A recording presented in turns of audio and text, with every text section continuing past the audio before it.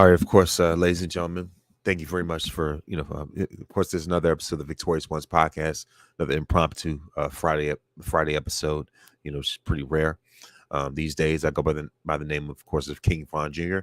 And of course, for those that want to follow, if you're watching by way of YouTube as well as on through StreamYard, you can follow on the follow on follow different hash handles that are scrolling on the bottom of the screen.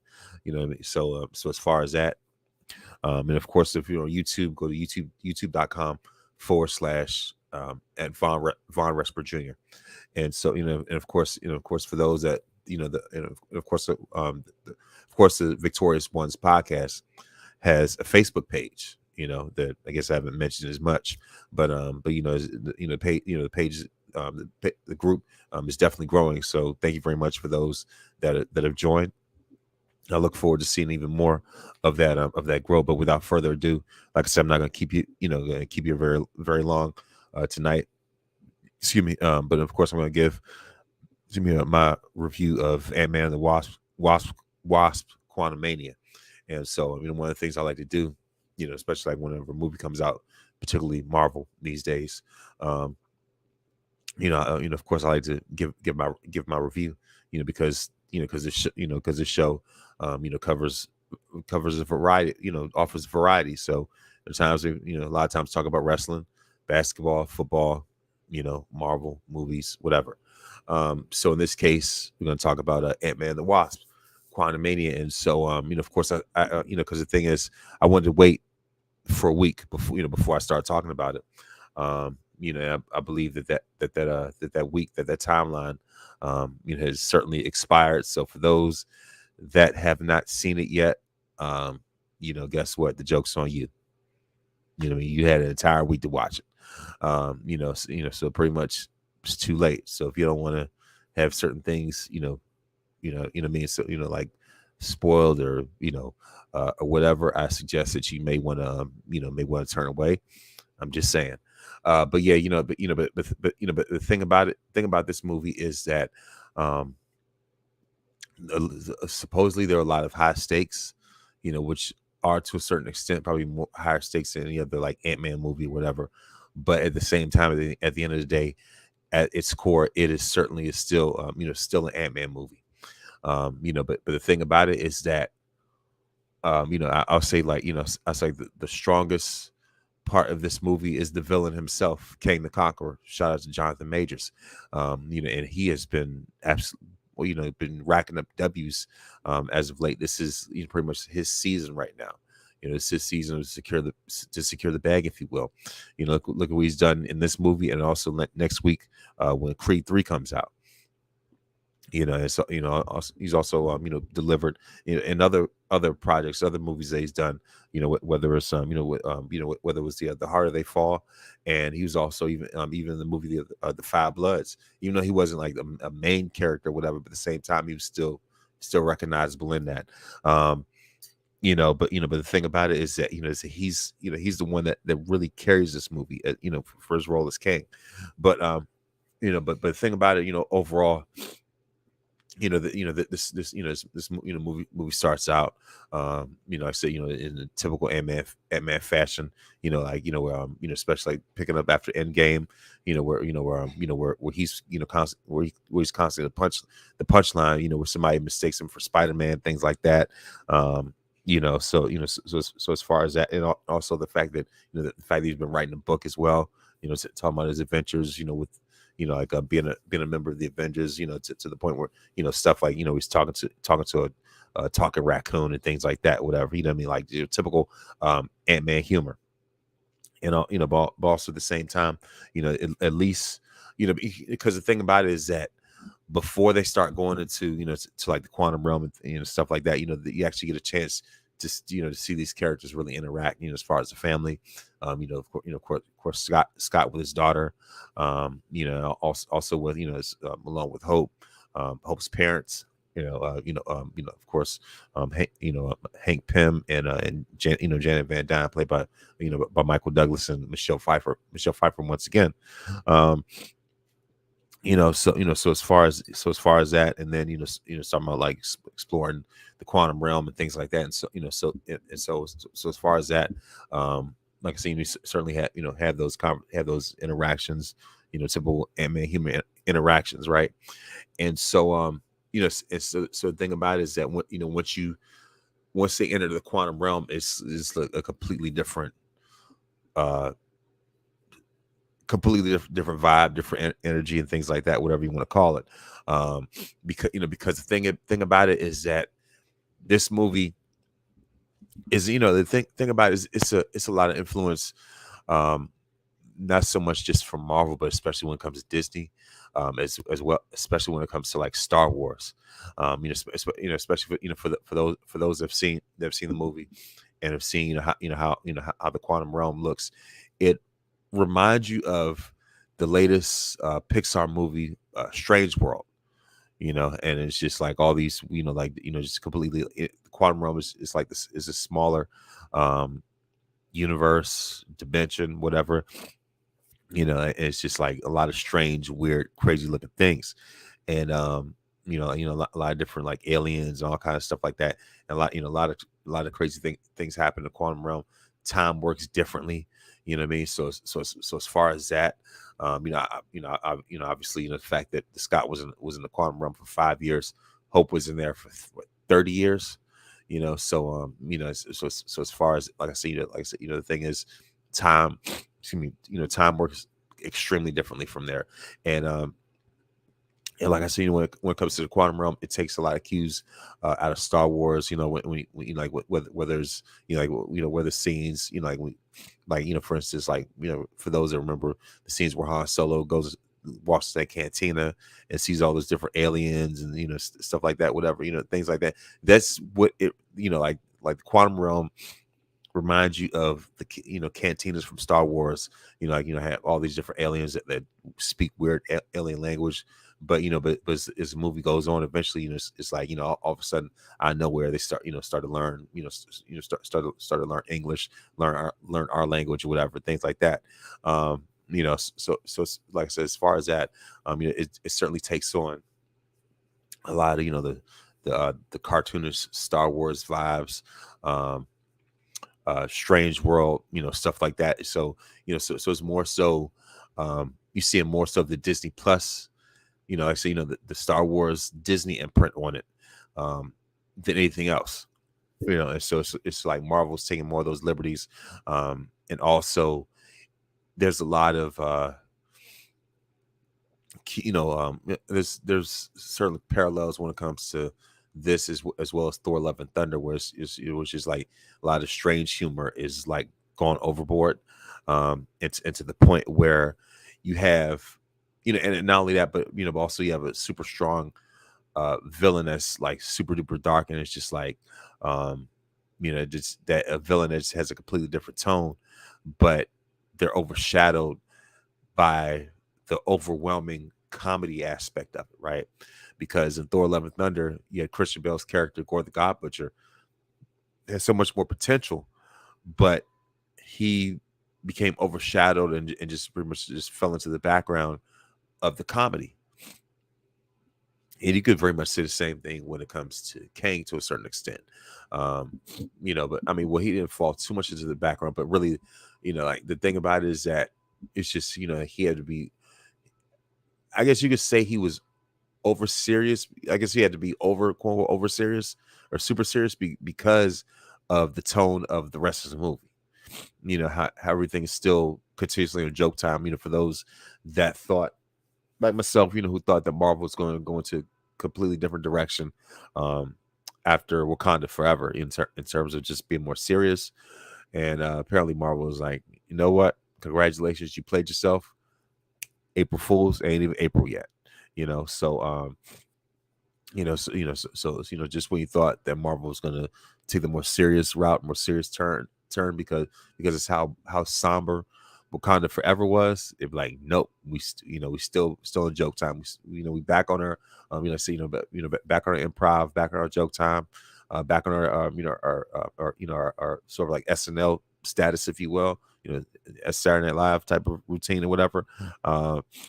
so as far as that, also, like, the fact that, Janet, that Janet Van Dyne was so secretive about Kang the Conqueror. Like, she didn't want to, she was like too afraid to mention this dude's name, like he was Candyman or something like that. You know what I mean? Candyman and Beetlejuice. Like, okay, spit out. What's the guy's name? What's the, this, that, and the third? So it's just like, like it's like keeping so many secrets, as if, apparently, I guess, her and Kang must have had a thing going on, in the quantum realm, especially with her being trapped in there for 30 years, that kind of thing. So, I guess it sort of alludes to, to things like that, whatever.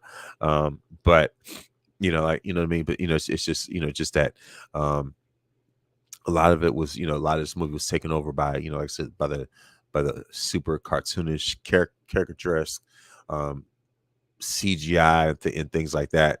The fact that, is a walking through the quantum realm cantina thing or whatever. There's a guy that, there's a walking through, there's like this alien that has a broccoli head. So I'm like, wow, this is where they're gonna introduce Kang in a movie where there's a creature from the quantum realm whose head is broccoli. I'm like, you know what, this is okay. This is like, all right. I don't know how to take this. Just like, okay, this is a red flag right here. Um, but at the same time, nonetheless, Jonathan, like I said, Jonathan Majors is like the CPR. He's like the defibrillator, because he's the guy that, the Kang is the one that really shoots new life into this movie. You know what I mean? And the fact that he carries this movie, and of course he's the next in line in terms of being, the super cosmic level threat after Thanos. So he's like he's the next major level threat, in terms of like the MCU after Thanos in this post Endgame phase that we're in. Like I said, since Thanos is gone, Kang's gonna be the one that takes place. You know what I mean? So especially when it comes to setting up the table for like the Kang dynasty and things like that. So it's the thing about is that Kang certainly makes his presence known. It's just that, like I said, just the fact that he has to make the most of the material that's given to him. The fact that he's being introduced in an Ant-Man movie, to the point where even when he says Ant-Man's name, he's like, what's it going to be? Ant-Man. I mean, even though he says it in a more dramatic way, he's like, you could tell he's like, out of everybody, he was like stuck with Ant-Man, that kind of thing. Like, it's like almost like a condescending but shady way that he says it. You could tell by the look on his face, like, um, I'm maybe more scared. I may be more. I was, probably like, if nothing else, like the tone is. You could tell by the body language, by the look on his face, like, I'm more scared of Iron Man than I am of Ant-Man. You know what I mean? Especially considering, what Iron Man had done to save the universe. So if anything, if I'm Kang, I'm looking at like, man, you know, uh, I'm more, if anything, I'm more worried about more scared of Iron Man than I am of Ant-Man. I'm dealing with Ant-Man though. Like, Thor's not around. You know, where's Captain America at? Stuff like, things like that. It's just, just like, when we look at the pecking order, nobody really takes Ant-Man that seriously like that. You know what I mean? So it's like, it's a double-edged sword, for good, for good and bad. But the thing about it is that when, even though he makes his, like, even though he makes official, like, main appearance pretty much like halfway through the movie, really, you know what I mean? But but the thing about it is that as soon as he steps on the scene, the tone changes, at least while he's there. And it's just like, his tone is very menacing, it's very threatening, and he's the type of guy that he's like, I don't have to make threats, I make promises, type of thing. He's the type of guy that, he doesn't need to raise his voice for you to fear him. Because that there are people who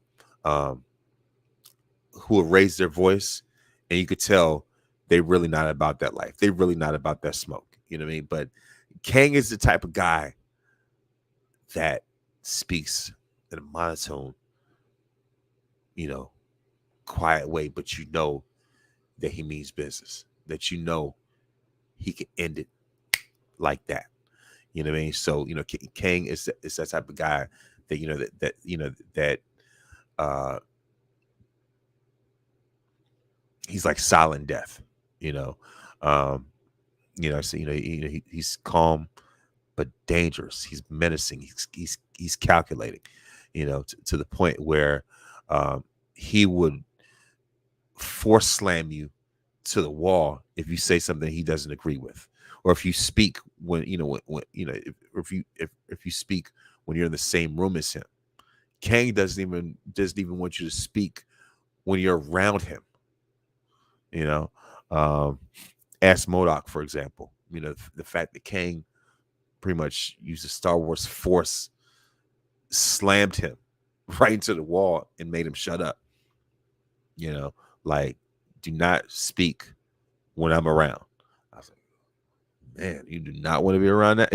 Be around somebody like that. To the fact that he's like, do not speak anytime I'm around. I'm like, whoa. And the thing about it is that I guess the thing about like I said before, considering the fact that that Jonathan Majors has had to make the most with what he's given. Kane comes off also as like very Shakespearean, if you will. And thing, like I said before, the thing is, I guess, I guess because of the fact that, because the rest of the movie is so caricature like and things like that, where he's pretty much, you could tell the point is almost like overacting, but but at the same time, I'm a big fan of his, if anything like that, he's absolutely incredible. He's remarkable at what he does, you know. Um, it's like he's almost like the strongest point, and the thing that kind of like holds the movie further back. I don't want to say it like that, but it's just like it's just like like his character is just like overshadows so much, you know, um, to the point where it's just it's almost like he's oversized, if you will. It's almost like wearing a shirt that's too small. Um, that's how it feels when it comes to seeing Kang in a movie like this, of this magnitude. It's like somebody who's wears a large or extra large, normally, but the shirt that they have on right now, the shirt that they have is a medium. Kang's like large or extra large, naturally size wise, but the shirt that he's currently wearing is medium. That's the best way I could really describe it. Um, but I mean, but also like, um, when I say that he put the hands on Scott, he put them hands on him. And the thing is, at least the fight, for a moment, reminded me of the fight on Titan. The one-on-one fight on Titan between Thanos and Iron Man from Infinity War. It brought shades of that. So as far as that, so I was thinking that. Sorry about that. So things, initially, I guess I don't want to like reveal too much, but it's just that, um, so as far as it's just like, you would have expected more damage from that. I mean, from Kang, you would have expected more destruction from Kang. Not saying that he didn't, but it's just that, with the way with the way that he's shooting those blasts off, he was just killing off nameless, faceless people. What I mean, with the exception of the main characters. What I mean. So it's just like, I mean, but at the same time, there was no jokes from him, no punchlines from him whatsoever. I mean, like, he stayed true to this true to form, true to his very because at the end of Loki, he was very comedic. As he was he who remains. You know what I mean? So it's just that, I mean, you could certainly tell that they delivered when it came to, that they lived up to his expectations in terms of him being the complete opposite of the he who remains variant. Um, and so for those that have not seen Loki season 1, I highly recommend that you go back and see it before watching this movie. Because the thing is, the way the Marvel is, they want you to do your homework before seeing these movies moving forward. So if anything, it's important to go back and watch Loki before like for those that haven't seen the movie yet, it's best to go back and binge watch Loki before you see this movie. Because because the thing about it is that is that the show, we're filling those gaps, if you will. For those that don't understand, the things that are going on, and the thing about it is that I guess it's not much of a spoiler, but Kang is all about time. He's a villain that is all about time manipulation, erasing the timeline, um, you know, and rewriting history as he sees fit. And like I said, he's all about conquering time. He's all about rewriting history, rewriting the timeline in his own image and his own likeness and things like that. So that is Kang's modus operandi is to conquer time, conquer history as he sees fit. And of course, before I go any further, let me go and let me go and backtrack, and especially when it comes to the quantum realm, all the different weird Star Wars ish type of stuff, different sort of like humor and things like that, and also the fact that they had Bill Murray in this movie, like that was just like the ultimate like random thing, like they have Bill Murray of all people. I mean, but then again, at the same time, this is a movie that's about comedy in the first place. I guess he was delivering his, sort of like dry humor, typical Bill Murray SNL type of comedy. So the thing is, I guess they wanted to make his character similar to Jeff Goldblum's Grandmaster character in Thor Ragnarok. Whereas, he's like sort of like this eccentric type of guy, sort of like eccentric type of figure, and they want to, I guess, make more of a bigger deal out of him, but it wasn't really much to, to really deal, to really, that wasn't that much material when it came to Bill Murray, nowhere near as much as it was for Jeff Goldblum, so so as far as that, it's just like, with that, it didn't really like go that far, not too far. But the thing, like I said, let me go back to, of course, let me go back to Kang. Let me slow down. Let me go back to, to my main point when it comes to Kang. Kang is that he's somebody who who wants to alter time. He wants to alter history, and so the thing, and that's why wants to conquer the quantum realm, and things like that. But at the same time, it's just like the way he gets beaten reminds you. For those, once again, I use a lot of Star Wars references.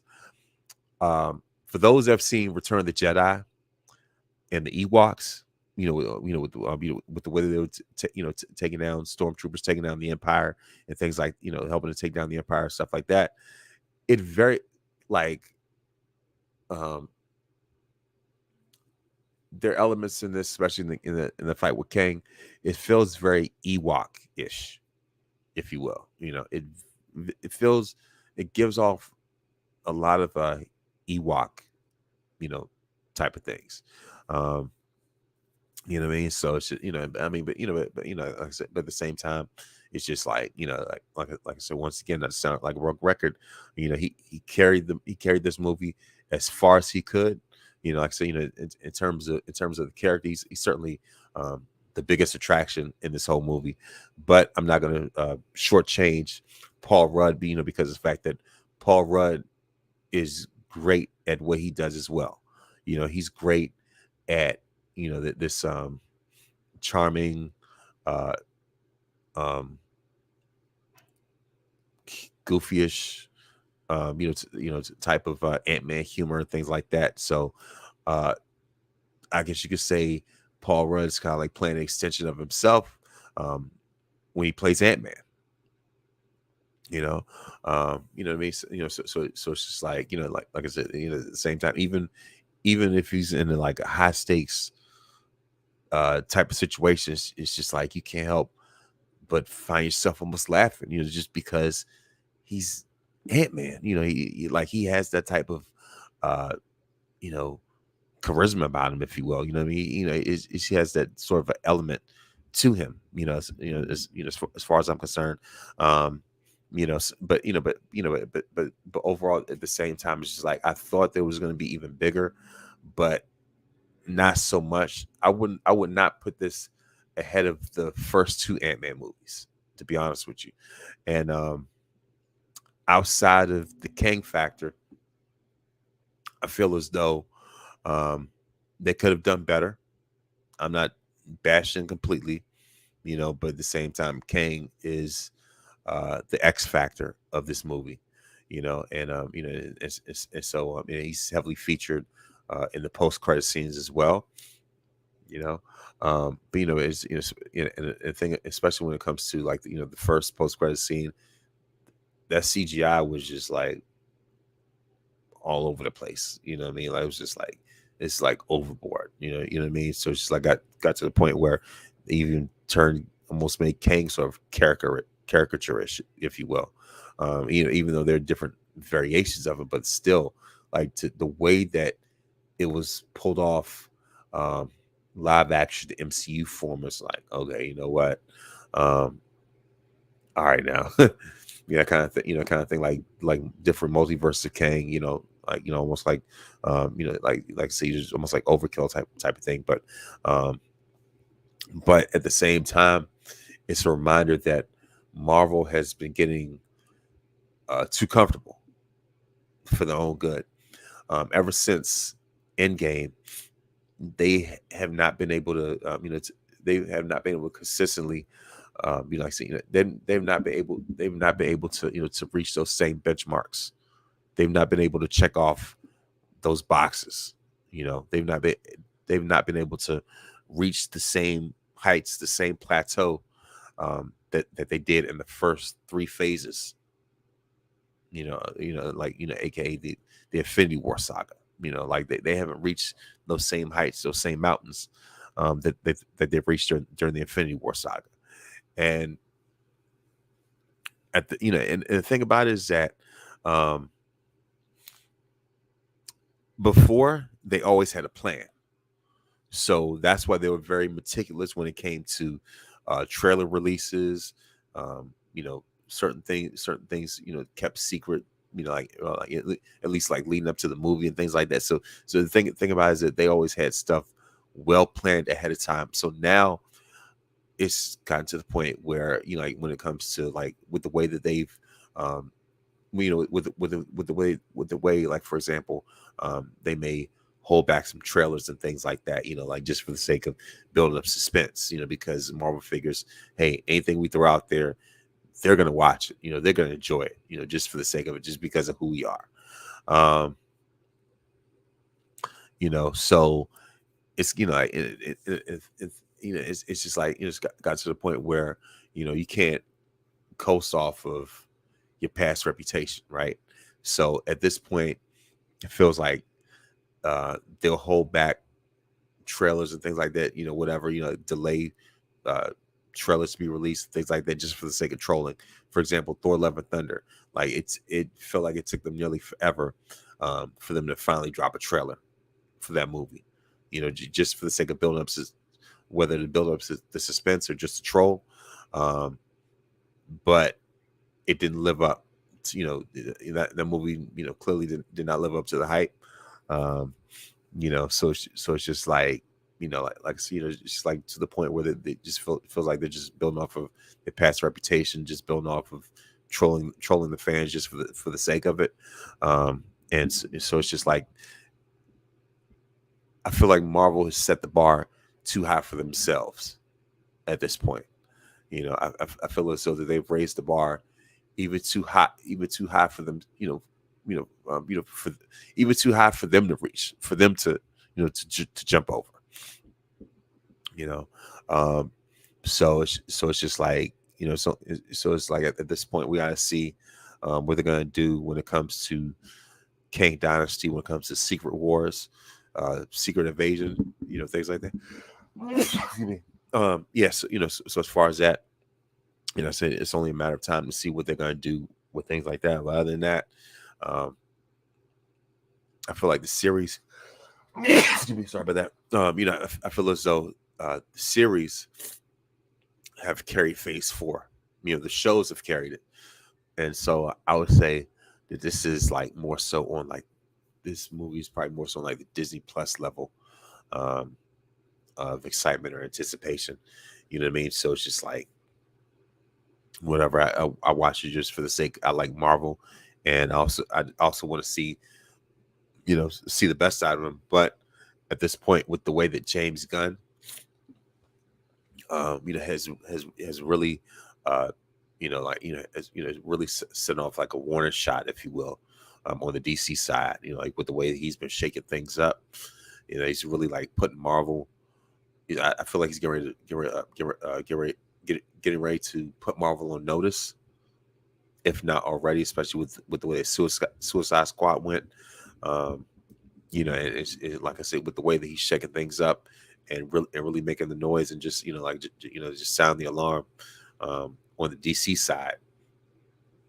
Hopefully with what he's gonna um, have in store for DC, hopefully that will wake Marvel up, and hopefully that will humble them enough to be like, what, now we really have to, to the point where they look like, wow, what, this is the fire that we need, to really wake us up. This is the time where now it's time for us to not be lazy, to not be lethargic or complacent, with what we put out. And it's like, now, it's like, okay, now it's time for us to stop insulting the fans' intelligence, and come out and come back with something, come back with material that actually has more substance, just back to, uh, really what made us great. So hopefully Marvel uh, will take that approach, and and really like sharpen up on areas that have become dull. So I would probably give this movie about a 6.5 out of 10. Um, and like I said, the MVP of this entire movie is Kang. Um, and also like, when it comes to the over the top comedy, even when it came to Modoc, you know, uh, the fact that his name is an acronym for like machine, organism, design, you know, uh, you know, you know, des- design, operating, design, operated to kill or whatever. But he was the complete opposite. He was, like he became a punchline. Just a giant floating head or whatever. But I mean, like I said, things like that. So even he became a victim of, of the silliness. But Kang has stayed consistent. You know, so Kang is the MVP. He's been the franchise player of this movie. You know what I mean? So it's just like, uh, see, like like I said, it's no different, no different than a star player. Having to carry um, a team that is not playing at his level. What up? Hey, what's up? Yeah. So like I said, of course, for those that are watching by way of Facebook, thank you very much for your interaction. Like I said, thank you very much for watching. But but like so overall, like I said, I'm not here to throw shade.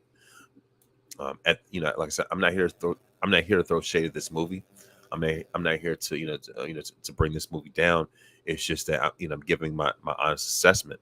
You know what I mean? So it's just like like so as far as that, um, you know, to like like I said, to be honest, I feel as though that this movie, has has a much like I said, just with the way that the Marvel's future is, um, they have a longer way to go, and so so it's just like, um, I mean, if anything, pretty much that was my review right there. So I give it about a 6.5 out of 10. The MVP was Kang, and so like next, like right behind him, is the star of the movie himself, Ant-Man. So um, that's my honest assessment on it. So thank you very much for watching, and may you like I said, thank you very much for watching, and of course may you enjoy the rest of your night and your weekend.